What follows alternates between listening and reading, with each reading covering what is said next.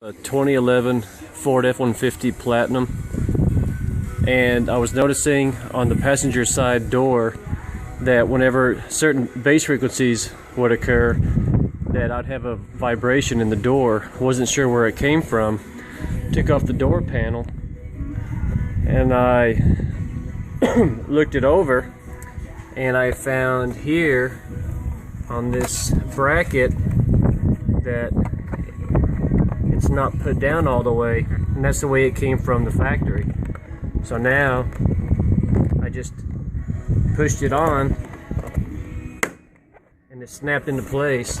Now it's solid as can be, and I'm pretty sure that that's the fix for it, because everything else on the door panel is quite secure.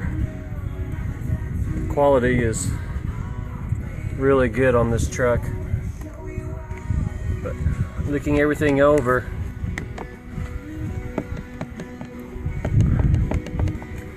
this door handle actuator will be tightened up once I install it and put the screw through here and tighten it down, so that won't be a problem. But that's my speaker rattle, and I'm sure it fixed it. I'll finish it up in the post.